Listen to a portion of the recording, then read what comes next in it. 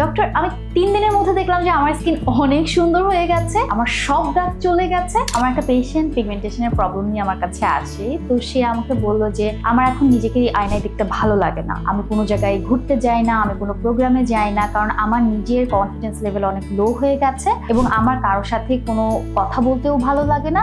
আমি কাজের ক্ষেত্রেও দেখা যায় মনোযোগ আসে না, কারণ সারাদিন আমার মাথায় ঘুরতে থাকে, হয়তো মানুষ আমার দিকে তাকিয়ে আছে, আমার এই দাগের দিকে তাকিয়ে আছে, না জানি তারা কি মনে করছে। এই চিন্তা ভাবনাগুলো আসলে যাদের পিগমেন্টেশনের প্রবলেম থাকে মোরলেস সবাই করতে থাকে। বাট এটা করতে গিয়ে আমার পেশেন্ট আমাকে জানালো যে সে হোয়াইটেনিং ক্রিম ইউজ করেছে এবং সে আমাকে বলল, ডক্টর, আমি 3 দিনের মধ্যে দেখলাম যে আমার স্কিন অনেক সুন্দর হয়ে গেছে, আমার সব দাগ চলে গেছে। 15 দিন পরে সে যখন আবার ঘুম থেকে উঠলো, রোদে বের হলো, দেখলো যে পার্মানেন্টলি তার স্কিনটা ড্যামেজ হয়ে গেছে, গালে ছোট ছোট দাগ হয়ে গেছে এবং স্কিনের টেক্সচার বাজে হয়ে গেছে, স্কিন পাতলা হয়ে গেছে, এখন সে কোনো জায়গায় বের হতে পারছে না। এই প্রবলেমগুলো খুবই কমন সিনারিও আসলে আমাদের আশেপাশে এবং আমি প্রায় প্রতিদিন এই ধরনের পেশেন্ট পাই। তো এই পিগমেন্টেশনের ইস্যু নিয়ে আমাদের কাছে সবচেয়ে অ্যাডভান্স টেকনোলজি যুক্ত ডিভাইস আছে, লেজার আছে, মেডিকেটেড ট্রিটমেন্ট আছে, ইনজেক্টেবল ট্রিটমেন্ট আছে, পিলিংস আছে এবং টোটাল একটা পিগমেন্ট কন্ট্রোল সিস্টেম আছে, যেটা আমরা আসলে পেশেন্ট টু পেশেন্টকে